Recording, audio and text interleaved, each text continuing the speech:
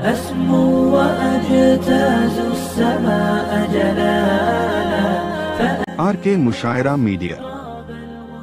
آج ماشاءاللہ ہمارے یہاں تشریف فرما ہے، آج ہمارے سامنے ہے، لہٰذا تفصیلی بیان کرنے کے لیے میں حضرت سے درخواست کرتا ہوں کہ آپ تشریف لائیں اور اپنے بیانات سے سامعین کو، ہماری ماں بہنوں کو محظوظ فرمائیں۔ حضرت مفتی محمد علی صاحب قاسمی دامت برکاتہم العالیہ مائک پر۔ الحمد لله نحمده ونستعينه ونستغفره ونؤمن به ونتوكل عليه ونعوذ بالله من شرور أنفسنا ومن سيئات أعمالنا من يهده الله فلا مضل له ومن يضلله فلا هادي له ونشهد أن لا إله إلا الله وحده لا شريك له ونشهد أن سيدنا ونبينا ومولانا محمدا عبده ورسوله أما بعد فأعوذ بالله من الشيطان الرجيم بسم الله الرحمن الرحيم يا أيها النبي إذا جاءك المؤمنات يبايعنك على ألا يشركن بالله شيئا ولا يسرقن ولا يزنين ولا يقتلن أولادهن ولا يأتين ببهتان يفترينه بين أيديهن وأرجلهن ولا يعصينك في معروف فبايعهن واستغفر لهن الله إن الله غفور رحيم صدق الله مولانا العلي العظيم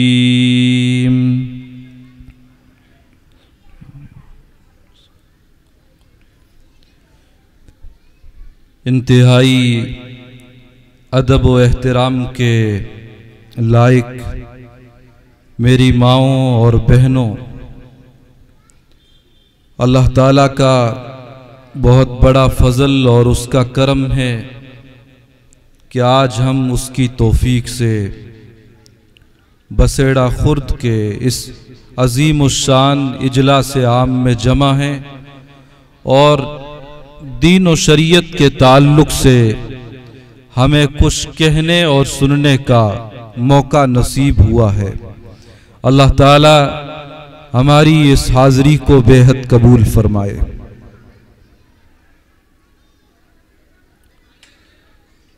مذہب اسلام وہ پاکیزہ اور مقدس مذہب ہے جس نے عورتوں کو حقیقی عزت عطا کی ہے۔ زمانہ جاہلیت میں عورتوں کے ساتھ جو ناروا سلوک کیا جاتا تھا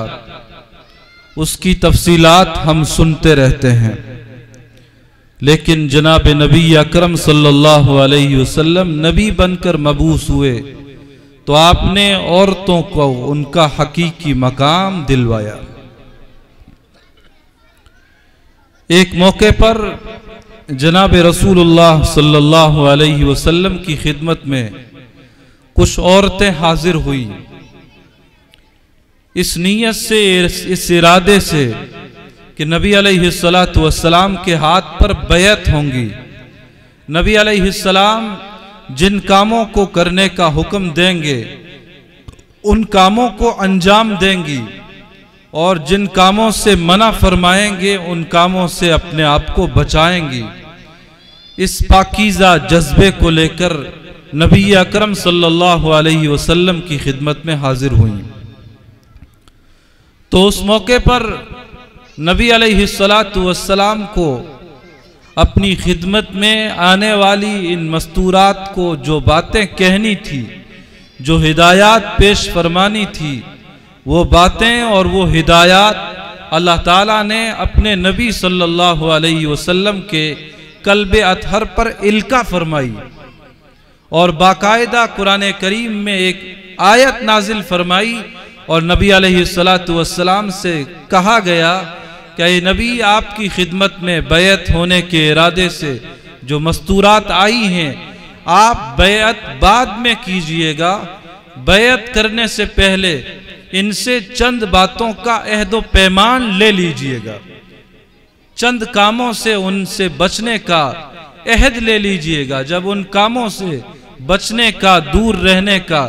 وہ عورتیں عہد کر لیں، وعدہ کر لیں، تو پھر آپ انہیں بیعت بھی فرمائیں اور ان کے لیے دعائے مغفرت بھی فرمائیں۔ وہ باتیں کیا تھیں جو بیعت کرنے سے پہلے نبی صلی اللہ علیہ وسلم کی زبانی ان عورتوں سے کہلوائی گئی؟ سب سے پہلی بات اللہ تعالیٰ فرماتے ہیں قرآن کریم میں، یا ایہا النبی اذا جاءک المؤمنات یبایعنک علی الا یشرکن باللہ شیئا۔ اے نبی صلی اللہ علیہ وسلم، آپ اپنی خدمت میں آنے والی ان مستورات سے بیعت سے پہلے یہ وعدہ لے لیجئے، یہ عہد لے لیجئے کہ یہ مستورات، یہ خواتین اللہ کی ذات و صفات میں کسی کو شریک نہیں قرار دیں گی، اللہ تعالیٰ کی ذات پر، اس کی وحدانیت پر اپنا ایمان، اپنا عقیدہ مستحکم رکھیں گی، ایمان پر، عقیدہ توحید پر پہاڑ کی سی استقامت کے ساتھ جمی رہیں گی، شرک اور کفر سے اپنی زندگی میں بچی رہیں گی۔ یہ بات خاص طور سے عورتوں سے اس لیے کہی گئی ہے کہ عقیدہ توحید کے حوالے سے، ایمان کے حوالے سے مردوں کے مقابلے ہماری مائیں بہنیں نسبتاً کمزور ہوتی ہیں۔ جہاں کوئی پریشانی آئی، مشکل آئی، بیماری آئی، تو نہ جانے کہاں کہاں کے مزاروں کے چکر لگانے لگتی ہے، نہ جانے کیسے کیسے مزارات پر جا کر، درگاہوں پر جا کر سجدے کر دیتی ہیں، اپنی منتیں مانگنے چلی جایا کرتی ہیں۔ اس لیے خاص طور سے یہ بات فرمائی گئی کہ سب سے پہلے آپ ان عورتوں سے یہ عہد کیجئے کہ یہ اپنی زندگی میں کبھی شرک نہیں کریں گی، کبھی کفر نہیں کریں گی، حالات جس طرح کے بھی ہوں، ماحول جس طرح کا بھی ہو، ہر طرح کے حالات میں، ہر طرح کے ماحول میں ایمان پر جمی رہیں گی۔ فرعون کے نام ہم سب نے سنا ہے۔ اللہ تعالیٰ نے قرآن کریم میں فرعون کی بیوی حضرت آسیہ کے ایمان کو مثال اور نمونے کے طور پر پیش فرمایا ہے۔ حضرت موسیٰ علیہ السلام کی نبوت کا چرچا جب عام ہوا اور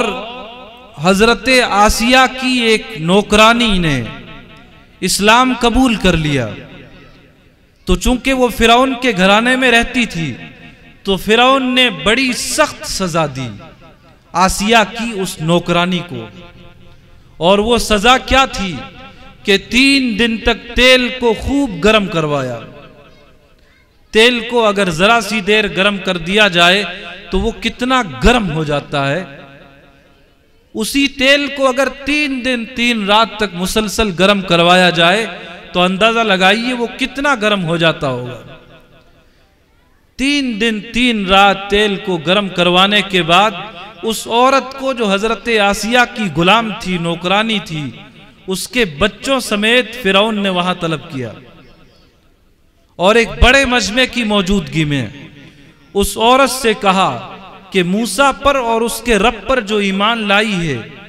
اس سے پھر جا، پھر سے مجھے اپنا خدا مان لے، فرعون کو اپنا خدا مان لے، اگر ایسا نہیں کرتی تو تیرے بچے کو تیرے سامنے اس تیل میں ڈالا جائے گا۔ عورت، بہرحال عورت ہوتی ہے، دل میں قسم قسم کے خیالات تو ضرور آئے، لیکن اللہ تعالیٰ نے صبر دیا، ایمان کی عظمت دی، وقت کے نبی کی اہمیت کو ان کے دل دماغ میں جاگزی فرما دیا، اس لیے حوصلے سے کام لیتے ہوئے بڑا مومنانہ جواب دیا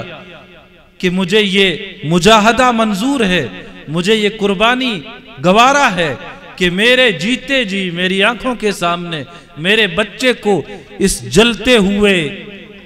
اس تیل میں ڈال دیا جائے۔ چنانچہ وہ 6-7 سال کا بچہ ماں کی آنکھوں کے سامنے اس تیل میں ڈالا گیا، اور وہ تیل جو 3 دن 3 رات سے گرم کیا جا رہا تھا، اس میں ڈالے جانے کے بعد لمحوں میں وہ بچہ ختم ہو گیا۔ یہ دیکھ کر ماں کا دل پسیجا۔ علامہ رومی رحمت اللہ علیہ نے معارف مثنوی میں لکھا ہے کہ جب ماں کا دل ڈگمگانے لگا، آگے پیچھے ہونے لگا، تو اسی آگ سے، اسی تیل سے یہ آواز آئی کہ او میری بندی، اس بچے کی آواز میں یہ آواز آئی، او بندی، او میری ماں، ڈگمگانے کی، ہچکچانے کی، آگے پیچھے ہونے کی، خدا پر اپنے ایمان کو متزلزل کرنے کی کوئی ضرورت نہیں ہے، جسے تم آگ دیکھتی ہو وہی دراصل جنت ہے۔ فرعون کی طرف سے کہا گیا کہ اب بھی موسیٰ پر اور اس کے رب پر ایمان سے باز آ جا، ورنہ تیرے بچے، دوسرے بچے کو جو چند ماہ کا ہے، اسے بھی اسی تیل میں ڈال کر بھن دیا جائے گا۔ عورت کہنے لگی کوئی حرج نہیں، چنانچہ دوسرے بچے کو بھی اس تیل میں ڈالا گیا، اور وہ بھی ماں کی آنکھوں کے سامنے بھن کر راکھ ہو گیا، اللہ کو پیارا ہو گیا۔ عورت سے کہا گیا کہ اب بھی باز آ جا، ورنہ اب تیسرا نمبر تیرا ہے۔ عورت کہنے لگی کہ کوئی حرج نہیں، بچوں کی قربانی کے بعد اب مجھے خود اپنی راہ خدا میں قربانی بھی گوارا ہے، بشاشت قلب کے ساتھ منظور ہے۔ چنانچہ اس عورت کو بھی اسی تیل میں ڈالا گیا، اور وہ بھی اللہ تعالیٰ کو پیاری ہو گئی۔ آسیہ نے جب یہ منظر دیکھا، عورت کا یہ مجاہدہ دیکھا، تو ایمان کی عظمت آسیہ کے دل میں گھر کر گئی، اور اس کے دل نے گواہی دے دی کہ موسیٰ سچ ہے، موسیٰ کا رب سچ ہے، جس کے ماننے والے اتنے بڑے مجاہدے سے گزر کر بھی ایمان سے، عقیدہ توحید سے کوئی سودا نہیں کر رہے ہیں۔ چنانچہ حضرت آسیہ ایمان لے آئی۔ جب حضرت آسیہ ایمان لے آئی تو بھونچال آ گیا مصر میں، کہ فرعون مصر کا بادشاہ تھا، اپنے آپ کو خدا کہلواتا تھا، اور مصر کے لوگ خدا سمجھ کر فرعون کو سجدہ کیا کرتے تھے۔ فرعون نے بہت سمجھایا کہ آسیہ تو میری بیوی ہے، تیرے شوہر کی عزت ہے، مصر میں، دنیا بھر میں لوگ مصر کے تیرے شوہر کو خدا کا درجہ دے کر اس کو سجدہ کرتے ہیں، تو اس فرعون کے گھر میں ہو کر موسیٰ پر ایمان لے آئی ہے، تیرے شوہر کی عزت کا کیا بنے گا؟ آسیہ کہنے لگی کہ سچ یہی ہے کہ موسیٰ سچ ہے، موسیٰ کا پروردگار حق ہے، اس لیے اب میں ایمان سے باز آنے والی نہیں ہوں۔ فرعون نے پھانسی دینے کا فیصلہ کیا، اور فرعون کی پھانسی بڑی سخت تھی۔ اس کی پھانسی کا مطلب یہ تھا کہ وہ زندہ انسانوں کو لٹا کر کیلیں ٹھکوا دیا کرتا تھا، اور انسان چاہے وہ مرد ہو چاہے وہ عورت ہو، تڑپ تڑپ کر جان دے دیا کرتا تھا، یا عورتیں جان دے دیتی تھی۔ چنانچہ حضرت آسیہ کو ایک بڑے مجمع کی موجودگی میں لٹایا گیا، اور بڑی لمبی لمبی میخیں ان کے جسم پر گاڑ دی گئی. وہ جسم پر جب ان کی کیلیں اور میخیں گاڑی جا رہی تھی اس موقع پر انہوں نے وہ دعا کی تھی جو قرآن کریم میں اللہ تعالیٰ نے نقل فرمائی ہے. حضرت آسیہ نے دعا کرتے ہوئے کہا تھا رب ابن لی بیتا عندک فی الجنہ ونجنی من فرعون وعملہ من القوم الظالمین. اے الہ العالمین مجھے جنت میں اپنے قریب میں جگہ عطا فرمائیں اور فرعون سے اور اس کے عملے سے مجھے ان ظالم لوگوں سے نجات عطا فرمائیں. چنانچہ اللہ تعالیٰ نے ایک معمولی صبر آزما مرحلے سے گزرنے کے بعد انہیں موت کی منزل سے گزرنے کے بعد اپنا خصوصی قرب عطا کیا، جنت میں مقام عطا کیا اور ان کے ایمان کو رہتی دنیا تک کی مستورات کے لیے، مردوں کے لیے، سب کے لیے نمونے اور اسوے کے طور پر پیش فرمایا. تو میری ماؤں بہنوں، عقیدہ توحید کی مضبوطی بے انتہا ضروری ہے. اللہ تعالیٰ پر ایمان اگر ہمارا سلامت ہے، اگر ہم اسی کو اپنا خالق سمجھتی ہیں، اسی کو مالک سمجھتی ہیں، اسی کو اپنا مسجود سمجھتی ہیں، اسی کو اپنا معبود سمجھتی ہیں، اپنی چھوٹی بڑی ہر ضرورت اپنے پروردگار کے حضور پیش کرتی ہیں، ہر طرح کے حالات میں اس کو یاد کرتی ہیں، اس کی وفادار بن کر جیتی ہیں، تو پھر یہ حقیقی زندگی ہے. یہ وہ زندگی ہے جو آخرت کی کامیابی پر منتج ہوتی ہے. یہ وہ زندگی ہے جو اللہ تعالیٰ کو اور اللہ تعالیٰ کے حبیب صلی اللہ علیہ وسلم کو بے حد پسندیدہ ہے. تو شرک اور کفر کا ایک بڑا اور واضح مفہوم تو یہی ہے کہ اللہ تعالیٰ کو ایک مانا جائے، اس کی خدائی میں کسی کو شریک نہ قرار دیا جائے. لیکن شرک اور کفر کا ایک دوسرا مطلب یہ بھی ہے جو اللہ کے حبیب صلی اللہ علیہ وسلم نے اپنی احادیث میں ارشاد فرمایا کہ غیر اللہ کی قسمیں نہ کھائی جائیں، دکھاوے کے لیے کوئی کام نہ کیا جائے. اللہ کے حبیب صلی اللہ علیہ وسلم فرماتے ہیں جو غیر اللہ کی قسم کھاتا ہے اس نے بھی گویا شرک اور کفر کیا. آج ہمارے مردوں کا، ہماری ماؤں کا، بہنوں کا، بڑوں کا، چھوٹوں کا، بچیوں کا جو عالم ہے، ان کی زندگی گزارنے کا جو ڈھنگ ہے وہ ہم سب کے سامنے ہے. ذرا سی باتوں پر شوہر کی قسم، ماں کی قسم، باپ کی قسم، سورج کی قسم، نبی کی قسم اور نہ جانے کیسی کیسی قسمیں ذرا سی باتوں پر ہماری زبان پر آ جاتی ہیں. قسمیں کھانا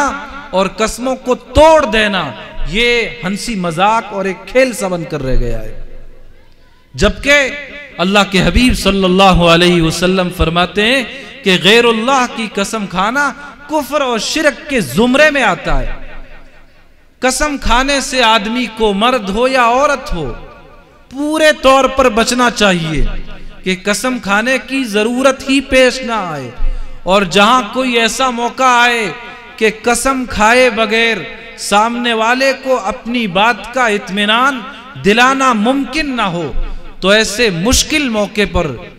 صرف اللہ تعالیٰ کی قسم کھانے کی اجازت ہے. اللہ تعالیٰ کے علاوہ کسی کی بھی قسم نہ کھائی جائے. اگر کوئی کھاتا ہے قسم یا کوئی بندی کھاتی ہے تو وہ گویا کفر اور شرک کا ارتکاب کرتا ہے یا کرتی ہے. اسی طرح اللہ کے حبیب صلی اللہ علیہ وسلم فرماتے ہیں من صلی یرائی فقد اشرک ومن صام یرائی فقد اشرک. جو لوگوں کو دکھانے کے لیے نماز پڑھتا ہے یا لوگوں کو دکھانے کے لیے نماز پڑھتی ہے یا کوئی لوگوں کو دکھانے کے لیے روزہ رکھتا ہے یا بندی روزہ رکھتی ہے تو اس نے بھی شرک اور کفر کا ارتکاب کیا. ایک ہوتا ہے شرک جلی اور ایک ہوتا ہے شرک خفی. ایک ہوتا ہے کھلا ہوا شرک، ایک ہوتا ہے چھپا ہوا شرک. تو ہمیں شرک جلی سے بھی اپنے آپ کو بچانا ہے اور شرک خفی سے بھی اپنے آپ کو بچانا ہے. تو اللہ کے حبیب صلی اللہ علیہ وسلم کی خدمت میں جو مستورات آئی تھی بیعت ہونے کے ارادے سے،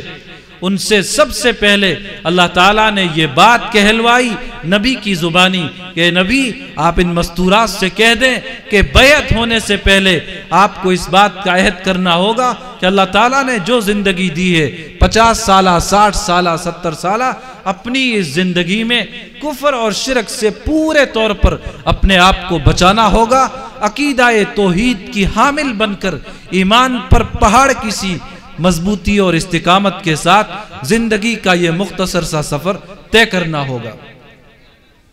دوسری بات جو اللہ تعالیٰ نے ان عورتوں سے نبی کی زبانی کہلوائی اور اللہ نے قرآن میں اس بات کو نقل کیا، دوسری بات فرمایا يبايعنك على ألا يشركن بالله شيئا ولا يسرقن۔ اے نبی آپ ان مستورات سے کہہ دیجئے کہ دوسرا کام جس سے انہیں بچنا ہے وہ کام ہے چوری۔ کبھی چوری کا ارتکاب یہ عورتیں نہیں کریں گی۔ چوری کا ایک موٹا سا اور واضح مفہوم تو وہی ہے کہ کسی کا مال اس کو بتائے بغیر، اس کی رضامندی معلوم کیے بغیر، اس کی اجازت کے بغیر اچک لینا، ہڑپ لینا، اٹھا لینا اور چھپا لینا اور اسے اپنی ضروریات میں کسی بھی طرح استعمال میں لے آنا، یہ تو چوری کا ایک موٹا اور واضح سا مفہوم ہے۔ لیکن قرآن کریم کی اس آیت کے ذیل میں حضرات مفسرین نے لکھا ہے کہ یہاں چوری کا یہ واضح مفہوم بھی مراد ہے کہ چوری کا ارتکاب نہ کیا جائے، لوگوں کے مال ان کی اجازت اور رضامندی معلوم کیے بغیر نہ ہڑپے جائیں، یہ چیز بھی شامل ہے۔ لیکن چوری کے اس مفہوم میں ایک دوسری بات یہ بھی شامل ہے کہ اللہ تعالیٰ کے جتنے حقوق ہیں اور اللہ کے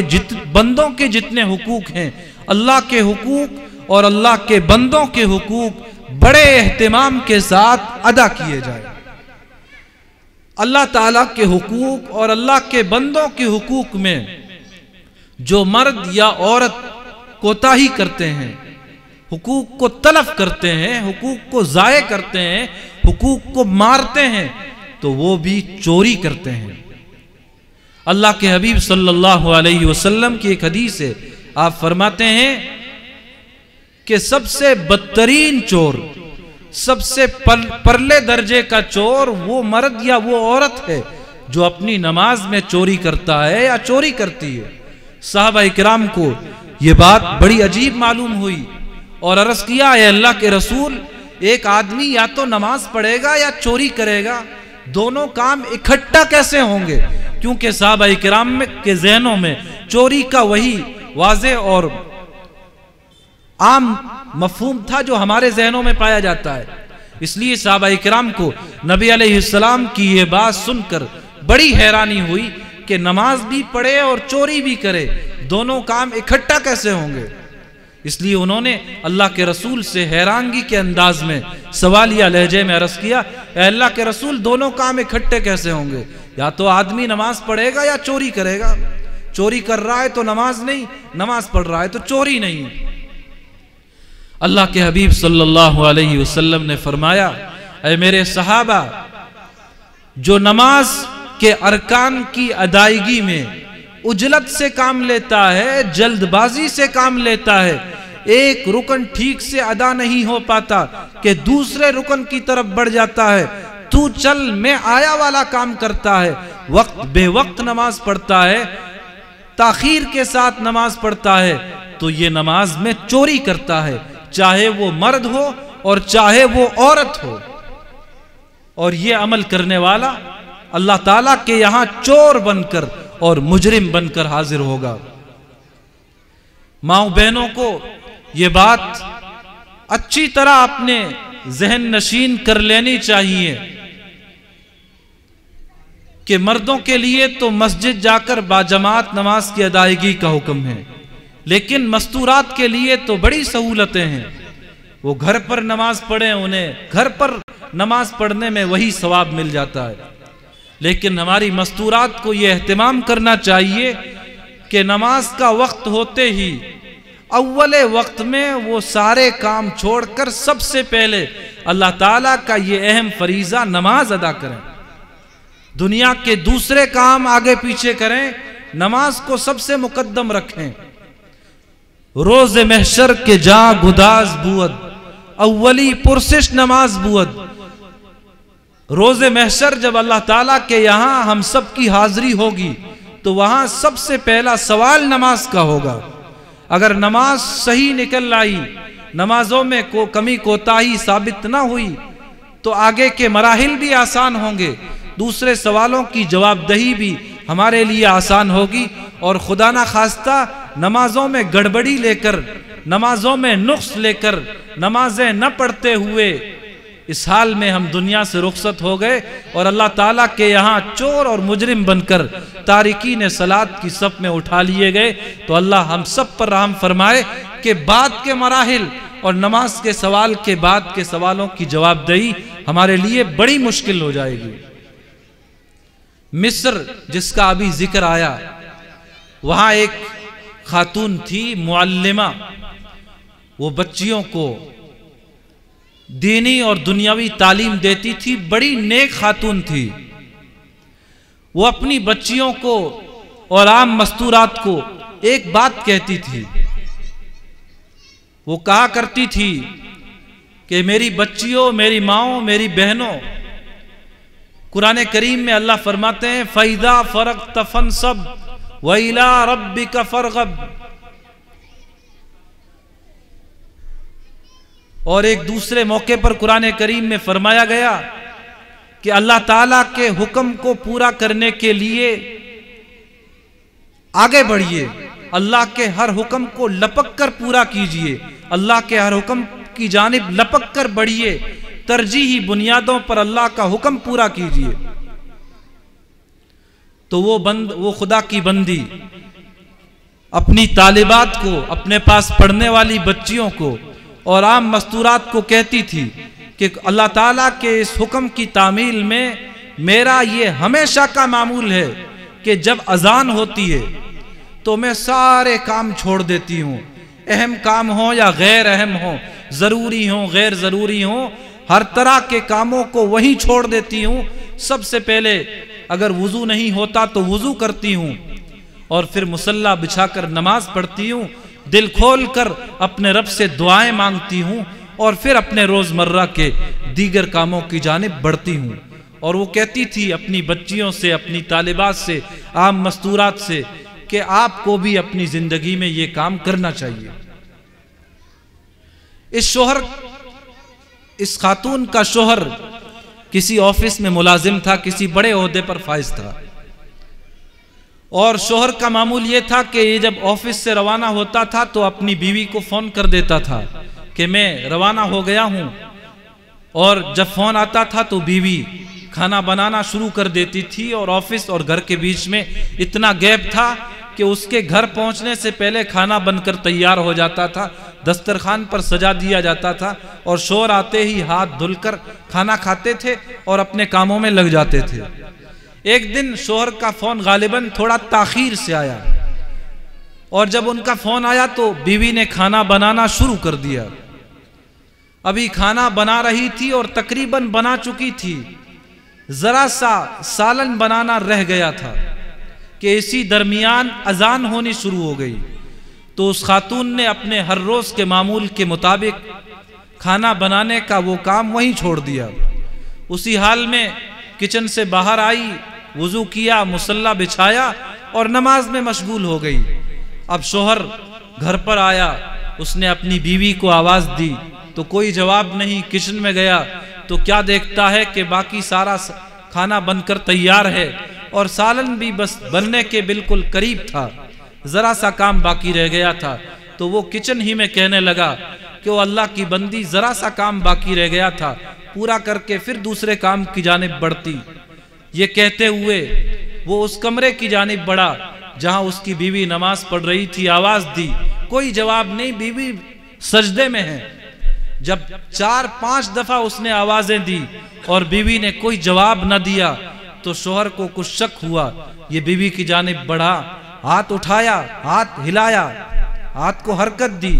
تو جسم میں کوئی حرکت نہیں۔ تو شوہر نے اپنی بیوی کو پکڑ کر جب اٹھایا تو اندازہ ہوا کہ وہ بیوی تو سجدے ہی میں اللہ تعالیٰ کے حضور حاضر ہو گئی ہے۔ میری ماؤں بہنوں، یہ واقعہ ہمیں زندگی بھر یاد رکھنا چاہیے۔ اگر وہ عورت اللہ کے ہر حکم کو لپک کر پورا نہ کرتی، اللہ کے ہر حکم کو ترجیحی بنیادوں پر پورا نہ کرتی، اور اذان ہوتے ہی نماز پڑھنے کے اپنے معمول کو پورا نہ کرتی، تو اس کی موت بجائے مصلی پر سجدے کی حالت میں آنے کے کچن میں کھانا بناتے ہوئے آتی۔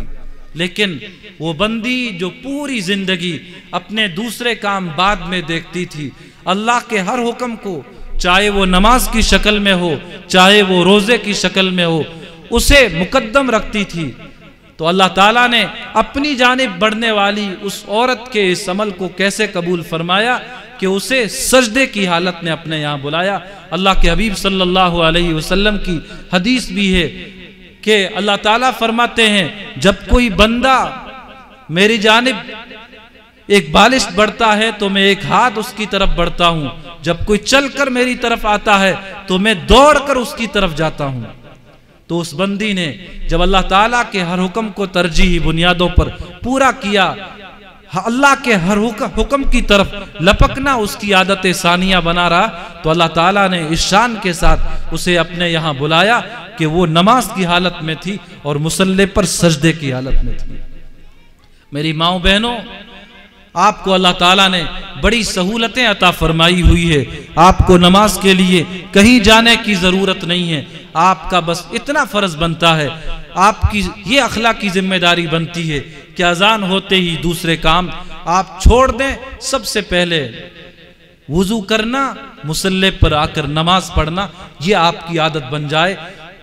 تو دوسری چیز جو اس آیت میں فرمائی گئی وہ یہ تھی کہ اللہ تعالیٰ کے حقوق اور بندوں کے حقوق بڑے اہتمام کے ساتھ ادا کیے جائیں۔ حقوق تلف کرنے کی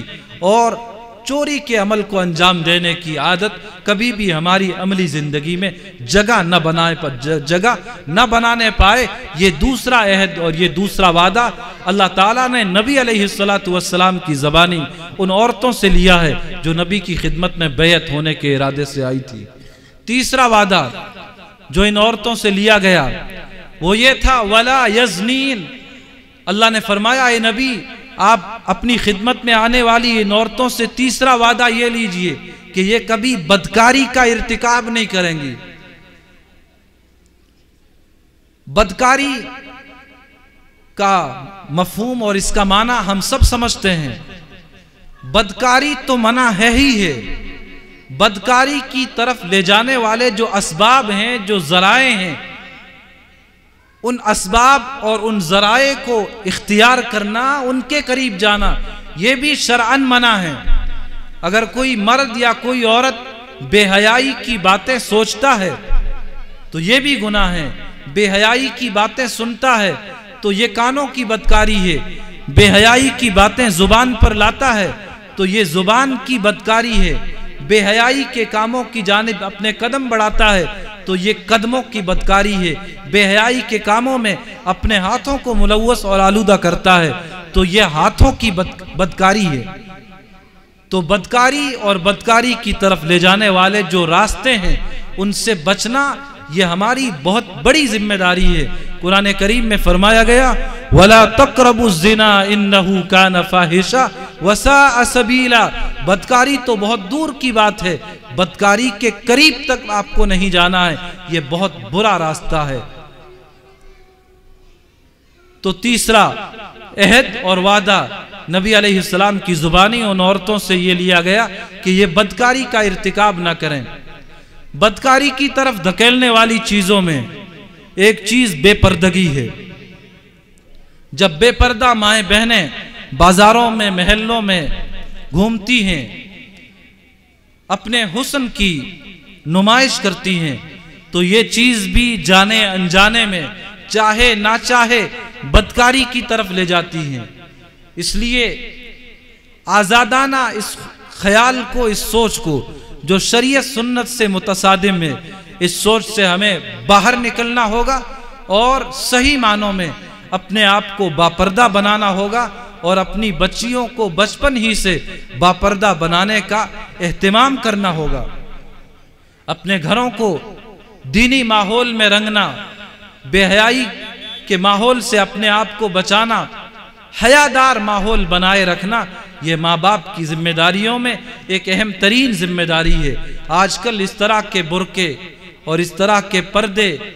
آ گئے ہیں جو کہنے کو تو برقعے کہے جاتے ہیں، پردے سمجھے جاتے ہیں، لیکن ان میں جسم کی ساخت نمایاں طور پر نظر آتی ہے، اعضائے جسم کی ساخت صاف طور پر نظر آتی ہے۔ اور بعض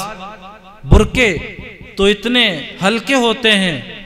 اور ایسے باریک ہوتے ہیں کہ ان میں جسم کھلے طور پر نظر آتا ہے۔ تو ایسے برقعوں میں تو عورتیں ملبوس ہونے کے باوجود بھی گویا بے برقع اور بے پردہ ہیں۔ پردہ اور برقع ایسا ہونا چاہیے کہ عورت کے جسم کی ساخت بالکل نظر نہ آئے، ایسا ڈھیلا ڈھالا برقع اور پردہ ہونا چاہیے کہ اعضائے جسم کی ساخت بالکل نظر نہ آئے، اور برقعے میں عورت جب چل رہی ہو تو یہ اندازہ تک نہ ہو سکے کہ اس برقعے میں ملبوس عورت وہ کوئی بزرگ ہے یا آدھیڑ عمر ہے یا جوان سال ہے۔ ایسا ڈھیلا ڈھالا اور اعضائے جسم کو صحیح معنوں میں چھپائے رکھنے والا اگر برقع ہم زیبتن کرتی ہیں، پہنتی ہیں، تو گویا شریعت سنت کے تقاضوں کو صحیح معنوں میں پورا کرتی ہیں، صحیح معنوں میں ہم حیادار ہیں، باحیا ہیں۔ اور اگر چست قسم کے اور باریک قسم کے ہم برقعے پہنتی ہیں جس سے اعضائے جسم کی ساخت جھلکتی ہے اور جسم تک صاف نظر آتا ہو، تو ایسا برقع پہننا اور نہ پہننا شریعت کی نظر میں دونوں یکساں اور برابر ہیں۔ تو تیسرا عہد یہ لیا گیا کہ بدکاری کا نہ ارتکاب کریں اور نہ بدکاری کی طرف لے جانے والے ذرائع اور اسباب کی قربت اختیار کریں۔ اور اس کے بعد فرمایا گیا وَلَا يَقْتُلْنَ أَوْلَادَهُنَّ، اے نبی آپ ان عورتوں سے کہہ دیجئے کہ یہ اپنی اولاد کو قتل نہ کریں۔ بڑی عجیب بات ہے، اولاد کو قتل کون کرتا ہے؟ لیکن اللہ اپنے نبی کی زبانی کہلوا رہے ہیں کہ ان عورتوں سے کہہ دیں کہ اولاد کا قتل نہ کریں۔ حضرات مفسرین لکھتے ہیں کہ قتل اولاد کا ایک مفہوم تو وہی ہے جو سمجھ میں آتا ہے اور جس کا ارتکاب زمانہ جاہلیت میں نبی علیہ السلام کے آنے سے پہلے کیا جاتا تھا کہ بچیوں کی پیدائش کو معیوب سمجھا جاتا تھا اور بچیوں کو پیدا ہوتے ہی زندہ درگور کر دیا جاتا تھا۔ تو قتل اولاد کا ایک مفہوم اور مضمون تو وہی ہے جو ہم سب سمجھتے ہیں، لیکن حضرات مفسرین لکھتے ہیں کہ قتل اولاد کا دوسرا مفہوم ایک اور بھی ہے، اور وہی دوسرا مفہوم اس وقت خاص طور سے آپ کی خدمت میں عرض کرنا ہے، اور اسی مفہوم کو آپ نے آگے دوسری مستورات تک پہنچانا ہے، اسے یاد رکھنا ہے۔ اس مفہوم کے مطابق اپنی عملی زندگی کو سجانا ہے، سنوارنا ہے، اس مفہوم کو اپنی عملی زندگی میں جگہ دینا ہے۔ حضرات مفسرین لکھتے ہیں کہ جو ماں باپ اپنی اولاد کی دینی خطوط پر تعلیم اور تربیت کا اہتمام نہیں کرتے، دیندار بنانے کا فکر نہیں کرتے، دیندار بنانے کی کوشش نہیں کرتے، گھر میں ایک دیندارانہ ماحول اولاد کو فراہم کرنے کی کوشش نہیں کرتے، تو ایسے ماں باپ اولاد کے قاتل ہیں۔ اولاد کی دینی تعلیم و تربیت کی طرف سے غافل ماں باپ شریعت کی نظر میں اولاد کے قاتل ہیں، اور یہ قاتل کیوں نہ ہوں؟ اگر یہ اپنی اولاد کی دینی تعلیم و تربیت کا فکر کرتے، گھر میں دیندارانہ ماحول انہیں فراہم کرتے، گھر میں اللہ کی وحدانیت کے، نبی کی نبوت کے، نبی کی عظمت کے، نبی کی محبت کے، صحابہ کرام کے مجاہدات کے، ایمان کی عظمت کے، ایمان کی اہمیت کے، عقائد کے چرچے کرتے، دینی خطوط پر اپنی اولاد کی تعلیم و تربیت کا اہتمام کرتے، انہیں مکاتب میں بھیج کر، مدارس میں بھیج کر، مساجد میں بھیج کر قرآن کریم کی تعلیم سے آراستہ کرتے، دین کے بنیادی عقائد سے انہیں واقف کار کرتے، تو ان بچوں کی دنیا سدھر جاتی، ان کی عاقبت سدھر جاتی، انہیں دنیا میں آخرت میں حقیقی عزتیں عطا ہوتی، حقیقی رفعتیں عطا ہوتی، حقیقی سرخرویاں نصیب ہوتی۔ لیکن ان والدین نے ان کی دینی تعلیم و تربیت نہ کر کے اس جانب سے بے توجہی اور غفلت کا مظاہرہ کر کے ان کو دینی لحاظ سے غفلت میں رکھ کر، جہالت میں رکھ کر، اندھیرے میں رکھ کر ان کی دنیا کو بھی برباد کیا، ان کی آخرت کو بھی برباد کیا کہ یہ دنیا میں بھی بے سکونی کے ساتھ جیتے رہے اور جب مرے تو بجائے جنت کے جہنم کا کوئلہ بنے، جہنم کا ایندھن بنے۔ تو اولاد کو راحتوں کے وہ دنیا سے تعلق رکھنے والی ہو یا آخرت سے تعلق رکھنے والی ہو، راحتوں کے اس پاکیزہ اور نورانی ماحول سے نکال کر اندھیروں میں اور پھر آخر میں جہنم کی آگ میں دھکیلنے کا جو ذریعہ بنے ہیں وہ سب سے پہلے اسباب و وسائل کی دنیا میں ماں باپ بنے ہیں۔ اس لیے نبی علیہ السلام کی زبانی قرآن کریم کی اس آیت میں ان مستورات سے، ان عورتوں سے جو نبی کی خدمت میں بیعت کے ارادے سے آئی تھی، یہ بھی عہد لیا گیا کہ نبی آپ ان سے کہہ دیں کہ یہ قتل اولاد کا ارتکاب نہ کریں، اپنی اولاد کو دینی خطوط پر سنوارنے کا، سجانے کا، رزق حلال کی فراہمی کا معقول بندوبست کریں۔ اور ایک عہد جو اس سے آگے لیا گیا، فرمایا گیا وَلَا يَقْتُلْنَ أَوْلَادَهُنَّ وَلَا يَأْتِينَ بِبُهْتَانٍ يَفْتَرِينَ بَيْنَ أَيْدِيهِنَّ وَأَرْجُلِهِنَّ۔ اے نبی آپ ان عورتوں سے یہ بھی عہد لیں، یہ بھی وعدہ لیں، یہ بھی شرط ان کے سامنے رکھیں کہ یہ کبھی بہتان ترازی سے کام نہیں لیں گی، کسی عورت پر، کسی مرد پر، کسی بچے پر، کسی بزرگ پر، وہ اپنے گھر کا ہو، پڑوس کا ہو، خاندان کا ہو، اپنا ہو، بیگانہ ہو، مرد ہو یا عورت ہو، کسی کی جانب کسی ایسی غلط بات کو منسوب نہ کریں، کسی کی جانب کسی ایسے الزام کو منسوب نہ کریں جو الزام حقیقت میں اس نے کیا نہ ہو، جو بات یا جو کام حقیقت میں اس نے کی نہ ہو، ایسی غلط بات کو، غلط چیز کو، غلط کام کو کسی کی جانب جھوٹ منسوب کر دینا یہ الزام کہلاتا ہے، یہ بہتان کہلاتا ہے، جس کا گناہ اور جس کی خطرناکی غیبت کے گناہ سے بھی بڑھ کر ہے۔ اس لیے مائیں بہنیں گھر کے ماحول میں، رشتہ داروں کے ماحول میں جہاں بھی ہوں، بہتان ترازی سے، جھوٹ سے، غیبت سے، بدگوئی سے، بدکلامی سے، الزام ترازی سے، ان چیزوں سے اپنا دامن بچائے رکھنے کی پوری کوشش فرمائیں۔ تو یہ بھی وہ عہد ہے، یہ وعدہ ہے جو نبی علیہ السلام کی زبانی اللہ تعالیٰ نے ان عورتوں سے لیا ہے۔ اور آخری بات، آخری عہد اور آخری وعدہ جو ان عورتوں سے لیا گیا وہ فرمایا گیا وَلَا يَعْصِينَكَ فِي مَعْرُوفٍ۔ اے نبی آپ ان عورتوں سے کہہ دیجئے، یہ وعدہ لے لیجئے کہ یہ عورتیں ہر بھلائی کے کام میں آپ کی تابعداری کریں گی، کسی بھی نیکی کے کام میں آپ کی نافرمانی نہیں کریں گی۔ یہ بڑی آیت کا بڑا جامع ٹکڑا ہے، اس میں نیکی کا ہر کام بھی آ گیا اور گناہ کا ہر کام بھی آ گیا، اور صاف صاف کہہ دیا کہ نیکی کا کام، شریعت سنت کا کام، چاہے وہ چھوٹا ہو چاہے وہ بڑا ہو، اسے آپ نے انجام دینا ہے، اور گناہ کا کام، بدی کا کام، غلط کام، برائی کا کام، چاہے وہ چھوٹا ہو چاہے وہ بڑا ہو، اس سے اپنے آپ کو بچانا ہے۔ تو نیکی کے کاموں میں اپنے آپ کو پورے طور پر لگانا اور بدی کے کاموں سے اپنے آپ کو پورے طور پر بچائے رکھنا، یہ وہ عہد ہے اور یہ وعدہ ہے جو سب سے آخر میں نبی علیہ السلام کی زبانی ان عورتوں سے لیا گیا۔ اور آخر میں اللہ تعالیٰ نے فرمایا کہ جب ان سب کاموں کا یہ عورتیں آپ سے عہد لے لیں، اقرار کر لیں، ان شرائط کو منظور کر لیں، یہ عورتیں اے نبی آپ سے کہہ دیں کہ اللہ کے نبی علیہ السلام ہم اپنی زندگی میں جیتے جی وفات تک نہ شرک کا ارتکاب کریں گی، نہ بدکاری کا ارتکاب کریں گی، نہ قتل اولاد کی مرتکب ہوں گی، اور نہ جو ہے کسی پر بہتان لگائیں گی، اور نہ کسی گناہ کے کام کو کریں گی، اور ہر نیکی کے کام میں اللہ کے رسول آپ کی تابعداری کریں گی، آپ کی فرما برداری کریں گی۔ جب ان تمام کاموں کا یہ عورتیں آپ سے عہد لے لیں تو پھر اے نبی آپ ان کو بیعت فرما لیں، اور بیعت فرمانے کے بعد آپ ان کے لیے دعائے مغفرت بھی فرمائیں۔ اللہ تعالیٰ بڑے غفور الرحیم ہیں۔ اگر یہ عورتیں اس پاکی کے ساتھ، اس پاک بازی کے ساتھ، عفت و عصمت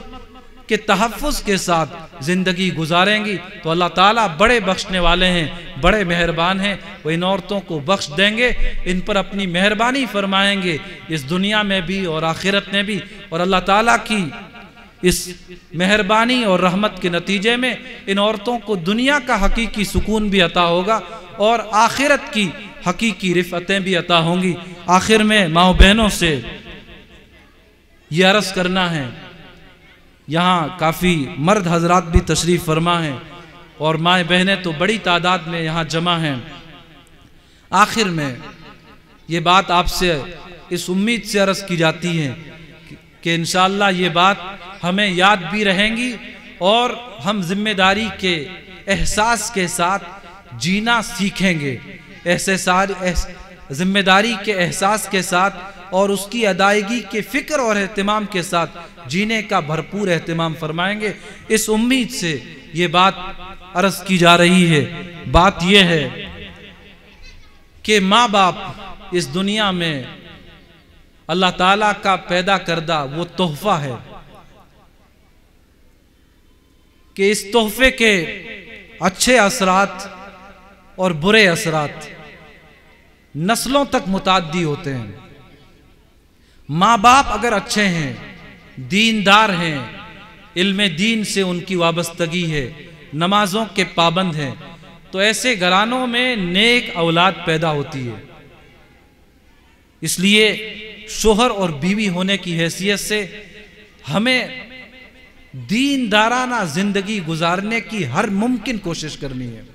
شریعت سنت کی پابندی ہمارا مزاج بن جائے، ہماری عادتیں ثانیہ بن جائے، اور میاں بیوی آپس میں محبت کے ساتھ، مودت کے ساتھ، اتفاق اتحاد کے ساتھ، لڑائی جھگڑوں سے، گالم گلوچ سے، ایک دوسرے کے حقوق کی عدم ادائیگی سے بچ کر زندگی گزارنے والے بن جائیں تو ہماری دنیا بھی جنت بن جائے گی، ہمیں نیک اولاد بھی نصیب ہوگی، اور کل جب ہم دنیا میں نہیں رہیں گے تو یہی اولاد ہمارے لیے رفع درجات کا، مغفرت کا ذریعہ اور سامان بن جائے گی۔ بس چند باتیں عرض کر کے جو صحابہ کرام کے دور سے تعلق رکھنے والی ہے میں اپنی جگہ لے لیتا ہوں، کیونکہ ماشاءاللہ آپ کافی دیر سے یہاں تشریف فرمائیں۔ حضرت ابو طلحہ رضی اللہ تعالی عنہ ایک بڑے جلیل القدر صحابی ہیں۔ یہ بات اس لیے عرض کی جا رہی ہے تاکہ ہم اندازہ کر سکیں کہ میاں بیوی کی دیندارانہ زندگی، میاں بیوی کی آپسی محبت، میاں بیوی کا آپس میں ایک دوسرے کا خیر خواہ بن کر اور ایک دوسرے کے لیے ہر طرح کی قربانی کا جذبہ دل میں رکھتے ہوئے زندگی کا سفر طے کرنا کتنی بڑی سعادتیں عطا کرتا ہے۔ یہ چیزیں حضرت ابو طلحہ کے اس واقعے سے سامنے آتی ہیں۔ حضرت ابو طلحہ نبی علیہ السلام کے جلیل القدر صحابہ میں ہیں۔ ایک دفعہ وہ ایک لمبے سفر پر تشریف لے گئے تو ان کے ایک چھوٹے بیٹے اس وقت بیمار تھے۔ جب یہ لمبے سفر کے بعد واپس آئے ہیں تو ان کے گھر پہنچنے سے کچھ منٹ پہلے ان کے اس بیمار بچے کا انتقال ہو گیا، لیکن ان کی بیوی نے اپنے شوہر کو اس حادثے کی اطلاع نہیں دی کہ بیٹے کا انتقال ہو گیا۔ چونکہ وہ رات کا وقت تھا، شوہر تھکے ماندے آئے تھے، تو ان کی اہلیہ نے بڑی خندہ پیشانی سے اپنے شوہر کا استقبال کیا اور اس رات میں اپنے شوہر سے مجامعات کی، ملاقات کی، جبکہ دوسرے کمرے میں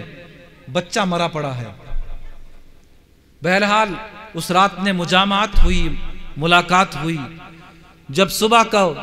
حضرت ابو طلحہ نے پوچھا بھی اپنی بیوی سے کہ بچے کا کیا حال ہے، تو ان کی اہلیہ نے جواب دیا کہ ہدا کے ایک معنی تو یہ ہے کہ اللہ تعالیٰ نے اسے شفا عطا کر دی، وہ ٹھیک ہو گیا، اور ہدا کے دوسرے معنی انتقال کے بھی ہیں۔ تو انتقال سے بھی آدمی ٹھیک ہی ہو جاتا ہے، بیماریوں سے اور نہ جانے کیسی کیسی مصیبتوں سے چھٹکارا پا لیتا ہے۔ تو بہرحال ان کی بیوی نے ایک ایسا جملہ استعمال کیا جو ذو معنی تھا، دونوں مطلب نکلتے تھے تو ان کے شوہر نے سمجھا اچھا ہو گیا، شفا یاب ہو گیا۔ بہرحال رات گزری، مجامعات بھی ہوئی، ملاقات بھی ہوئی۔ صبح کا وقت ہوا، حضرت ابو طلحہ رضی اللہ تعالیٰ عنہ غسل سے فارغ ہو کر مسجد نبوی کی جانب جب تشریف لے جانے لگے تو ان کی اہلیہ نے کہا کہ میرے شوہر نامدار،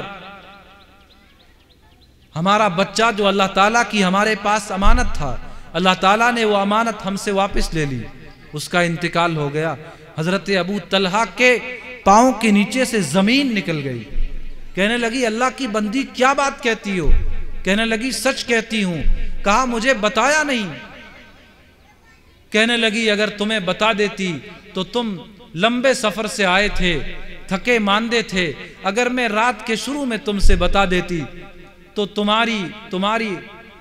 نیند ختم ہو جاتی، تمہاری بے آرامی میں، تمہاری بے سکونی میں اضافہ ہو جاتا۔ تمہیں آرام پہنچانے کے لیے، تمہارے سکون کی خاطر میں نے اس خبر کو تم سے مخفی رکھا، تم سے چھپائے رکھا، تمہیں اس کی اطلاع نہیں دی۔ تو ابو طلحہ کہنے لگے اللہ کی بندی، ایسے ماحول میں تو نے مجھے مجامعات کے لیے بلایا، ملاقات کے لیے بلایا؟ تو بیوی کہنے لگی کہ اس وقت میں نے اپنے دل پر پتھر رکھا تھا۔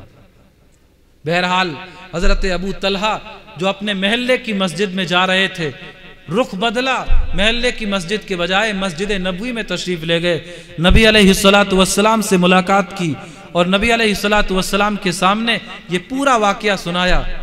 تو نبی علیہ السلام کو بھی بڑی حیرانی ہوئی اور فرمایا هل ارستم اللیل او کما قال علیہ السلام، ارے ابو طلحہ تم نے اس حال میں رات بھی گزاری، مجامعات بھی کی؟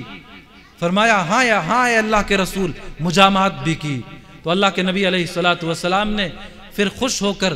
دعا دی کہ اللہ تعالیٰ اس رات کی ملاقات کے نتیجے میں تمہیں اولاد دے اور اس اولاد کو حافظ قرآن بنائے۔ امام بخاری نے بخاری شریف میں اس حدیث کو نقل فرمایا ہے اور حضرات محدثین نے اس حدیث کی تشریح کے ذیل میں لکھا ہے کہ اس دنیا میں اولاد کا حافظ قرآن ہونا یہ سب سے بڑا اعزاز ہے، یہ سب سے بڑی نعمت ہے۔ اگر اس سے بڑی کوئی نعمت ہوتی، اس سے بڑا کوئی اعزاز ہوتا، اس سے بڑی کوئی دولت ہوتی تو اللہ کے نبی صلی اللہ علیہ وسلم اس موقع پر انہیں اس کی دعا دیتے، لیکن اللہ کے نبی علیہ السلام نے کوئی اور دعا نہیں دی۔ اس موقع پر جو خوش ہو کر دعا دی ہے وہ یہ دی ہے کہ اس رات کی ملاقات کے نتیجے میں اللہ تمہیں اولاد دے اور اس اولاد کو حافظ قرآن بنائے۔ پیغمبر کی دعا کہاں رد ہونے والی تھی، قبول ہوئی۔ اور 9 ماہ کے بعد جو بچہ پیدا ہوا ہے وہ بچہ بڑا ہو کر حافظ قرآن بنا، اور پھر اس بیٹے کی اولاد میں 8 بیٹے پیدا ہوئے اور وہ 8 کے 8 حافظ قرآن بنے۔ بخاری شریف میں ان 9 حفاظ قرآن کا تذکرہ ہے اور حضرات محدثین لکھتے ہیں، مورخین لکھتے ہیں کہ اس خاندان میں 300 سال تک محدثین اور فقہا، خدام دین، علماء دین مسلسل پیدا ہوتے رہے۔ تو 300 سال تک اللہ تعالیٰ نے اس خاندان کو خدمت دین کی سعادت سے نوازا، فقہا پیدا فرمائے، علماء پیدا فرمائے، اتنا بڑا کام دنیاوی عالمی سطح پر لیا، لیکن اس کی بنیاد کو جب آپ دیکھیں گے، اس کا جب اصل پس منظر آپ تلاش کریں گے تو یہ بات سامنے آئے گی کہ ابو طلحہ رضی اللہ تعالی عنہ کی بیوی کا مجاہدہ تھا، ان کی قربانی تھی، بیٹے کی وفات کے ایسے غم کے موقع پر ان کا صبر تھا، اور ایسے غمناک ماحول میں اپنے شوہر کو خوش کرنا تھا، ان کے حقوق کو ادا کرنا تھا، اور ہر طرح کے ماحول میں، ہر طرح کے حالات میں اللہ کے دین پر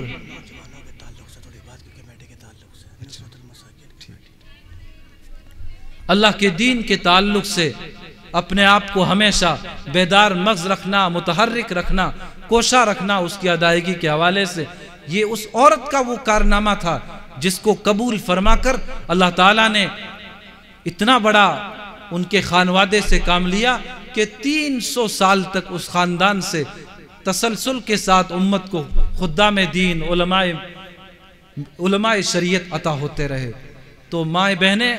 آپ کا مقام بہت بلند ہے، آپ پاک باز بن جائیں، آپ دیندار بن جائیں تو آپ کے بطن سے، آپ کی گود سے جنم لینے والی اولاد بھی وقت کی مولانا الیاس کاندھلوی رحمت اللہ علیہ، بو علی شاہ قلندر رحمت اللہ علیہ، خواجہ معین الدین چشتی اجمیری رحمت اللہ علیہ، مولانا مرغوب الرحمان صاحب بجنوری رحمت اللہ علیہ، اور جتنے بڑے بڑے لوگ گزرے ہیں ہمارے ملک میں ہوں یا دنیا بھر میں ہوں، شیخ عبد القادر جیلانی ہوں، غرض یہ کہ نبی علیہ السلام سے لے کر آج تک جتنے بڑے بڑے لوگ اس دنیا میں پیدا ہوئے ہیں، وہ علماء ہوں، وہ مشائخ ہوں، وہ اولیاء اللہ ہوں، وہ آپ کے علاقے بجنور سے تعلق رکھتے ہوں یا ان کا تعلق ملک کے اور علاقے سے ہوں، ان کی کامیابی اور دینداری کی جب آپ جڑ تلاش کریں گے، اصل پس منظر کو دیکھنے کی کوشش کریں گے تو یہ چیز کھل کر سامنے آئیں گی کہ ماں باپ نیک تھے، علم دین سے ان کی وابستگی مضبوط تھی، نمازوں کے پابند تھے، تو اللہ تعالیٰ نے پھر ان کی نسلوں سے ایسے ایسے وقت کے جلیل القدر علماء کو، خدام دین کو پیدا فرمایا ہے۔ تو آج بڑی مبارکبادی اور خوش نصیبی کے قابل ہیں اس مجمع میں شریک خواتین بھی، مستورات بھی، اور ہمارے نوجوان حضرات بھی۔ مستورات سے ہمیں یہ امید ہے کہ جو باتیں عرض کی گئی ہیں وہ انہیں صرف سننے تک محدود نہیں رکھیں گی، بلکہ ان پر دل و جان سے عمل کریں گی، اللہ کے دین کو، شریعت کو، سنت کو سب سے پہلے اپنی زندگی میں جگہ دیں گی، اور ثانوی درجے میں اپنی اولاد کی تعلیم و تربیت سے کسی صورت تغافل نہیں برتیں گی، سستی نہیں برتیں گی۔ اور آخر میں نصرت المساکین نامی تنظیم کے ذمہ داران کا، کارکنان کا، خدام کا، بڑوں کا، چھوٹوں کا، اور اس علاقے کے تمام باشندگان کا، اور ہمارے مخدوم دوست رفیق محرم، ہمارے صوبہ یو پی اور پنجاب کی آن بان شان مشہور شاعر جناب قاری مجاہد الاسلام صاحب بجنوری، سب کا میں تہہ دل سے شکر گزار ہوں، جن کی مشترکہ کوششوں سے، کاوشوں سے یہ خوبصورت پروگرام منعقد ہوا۔ اللہ کے دین کی نسبت پر، شریعت سنت کی نسبت پر ہمیں کچھ کہنے اور سننے کا موقع عطا ہوا۔ اللہ تعالیٰ نصرت المساکین نامی تنظیم کے ذمہ داران کو، نوجوانوں کو، بڑوں کو، بزرگوں کو اس طرح کے اچھے اور مثبت دینی سماجی کام آگے بھی کرنے کی توفیق عطا فرمائے۔ نوجوانوں کا دین پر آنا، دین کو اپنی زندگی میں، عملی زندگی میں جگہ دینا، اللہ کے دین سے محبت رکھنا اور اللہ کے دین کے نسبت پر اپنی جان صرف کرنا، اپنا مال صرف کرنا، اپنا وقت صرف کرنا، یہ بہت بڑی چیز ہے۔ نصرت المساکین نامی نوجوانوں میں یہ انقلاب، آپ کے علاقہ بجنور کے نوجوانوں میں یہ دینی بیداری، ہم اسے امید کی نگاہ سے دیکھتے ہیں۔ نبی علیہ السلام کے دور سے آج تک جب جب انقلاب آیا ہے وہ نوجوانوں کے راستے سے آیا ہے۔ جب نوجوانوں میں دین کی چنگاری بھڑکی ہے، قرآن سے، رسول اللہ کی سنتوں سے ان کا تعلق بڑھا ہے، علماء دین کے تئیں ان کی قدردانی میں اضافہ ہوا ہے، اللہ کے دین کو ترجیحی بنیادوں پر انہوں نے اپنی زندگی کا حصہ بنایا ہوتا ہے، تو ایسے ہی نوجوانوں نے ہر ملک میں انقلاب پیدا کیا ہے۔ تو انشاءاللہ ہمارے اس علاقے میں نوجوانوں میں، وہ نصرت المساکین کے پلیٹ فارم سے ہو یا اور پلیٹ فارموں سے ہو، یہ جو بیداری آ رہی ہے، انشاءاللہ اس کے بڑے اچھے اور مثبت نتائج برآمد ہوں گے۔ ہماری موجودہ نسل کا دین پر آنا، شریعت سنت پر آنا، آنے والی نسل کو دین پر، شریعت پر،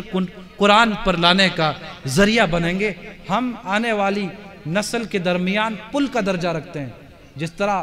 آپ نے دیکھا ہوگا کہیں نہر ندی ہوتی ہے اور وہاں سے اگر ٹرین کو گزارنا ہوتا ہے، سڑکوں کو گزارنا ہوتا ہے تو پل بنایا جاتا ہے، اس پل کے توسط سے ادھر کے لوگ ادھر کے لوگ ادھر منتقل ہوتے ہیں۔ تو بس بیائی نہیں، یہاں شریک مرد ہوں، عورت ہوں، خاص طور سے نوجوان، چاہے وہ بچے ہوں، چاہے وہ بچیاں ہوں، ہمارے نوجوان بچے اور بچیاں وہ پل کی حیثیت رکھتے ہیں۔ اگر یہ پل سلامت ہے، اگر یہ پل مضبوط ہے، اگر اس پل کا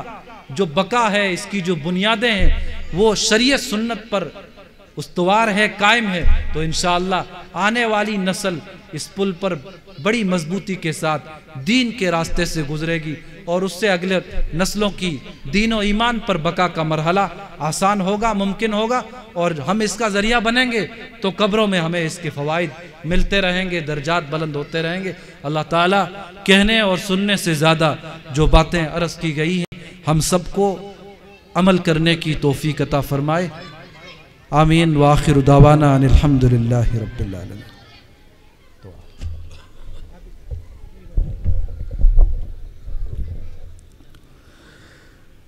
دعا فرما لیں درود شریف پڑھنے سے بھی حضرات۔ الحمدللہ رب العالمین، اللہم صلی علی محمد النبی الامی وعلی آلہ وسلم تسلیما۔ اللہم ربنا ظلمنا انفسنا وإن لم تغفر لنا وترحمنا لنکونن من الخاسرین۔ ربنا آتنا فی الدنیا حسنہ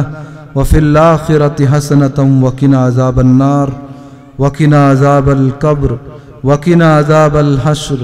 وقنا عذاب الدين وقنا عذاب الميزان۔